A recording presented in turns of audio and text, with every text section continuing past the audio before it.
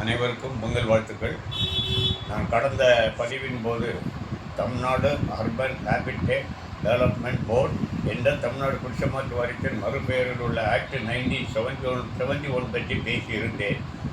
1971 குடிசையில் இருக்கும் மக்களுக்காக இயற்றப்பட்ட அந்த சட்டத்தில் 74 பிரிவுகள் உள்ளது கிளையில். அதில் 37 என்ன சொல்கிறது என்றால், குடிசை மாற்று வாரியத்துக்கு செக்ரட்டரி என்ற போஸ்டை அரசாங்கம் நியமிக்கும். அந்த செக்ரட்டரி அந்த குடிசை மாற்று வாரியத்தில் உள்ள இதர பணியாளர்களை நியமிப்பதற்கு முழு அதிகாரமும் அவங்களுக்கு வழங்கப்படுகிறது.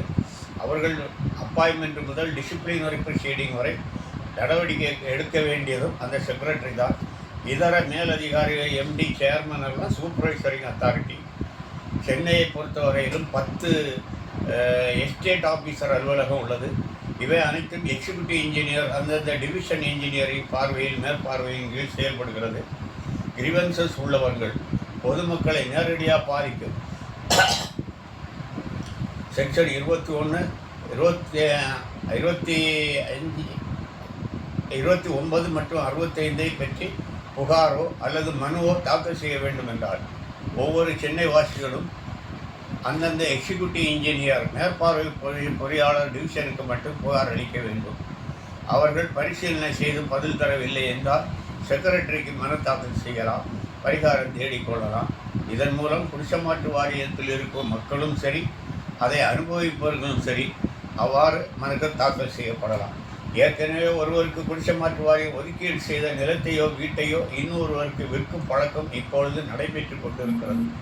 அவ்வாறு விலைக்கு வாங்கியவர்கள் தற்போது சிரமப்பட்டு கொண்டிருக்கிறார்கள். நிர்வாகத்தால் அவர்கள் ஒதுக்கீடு செய்ய முடியவில்லை. காரணம், குடிசை வாரியம் அரசாணை 804 என்ற ஒரு அரசாணையை எதிர்பார்த்து காத்து கொண்டிருக்கிறது. அவ்வாறு ஒரு அரசாணை வரும் என்றால் விலைக்கு வாங்கியவர்களும் அல்லது இறந்தவர்களது வாரிசுகளும் அல்லது ஏற்கனவே பிரிந்து 2 பாகமாக வாழ்ந்து கொண்டிருப்பவர்கள் சொத்து பிரிவினை செய்ய வேண்டும் என்றால் அந்த அரசாணை 804 வர வேண்டும். வந்த பின்னர் அனைவருக்கும் பரிகாரம் கிடைக்க வாய்ப்புள்ளது. அவ்வாறு GO 804 வந்தால் குடிசை மாற்று வாரியத்துக்கு சுமார் 1000 கோடிக்கு மேல் பணம் வர்றதுக்கும் வாய்ப்பு உள்ளது என்பதை தெரிவித்துக் கொள்கிறேன்.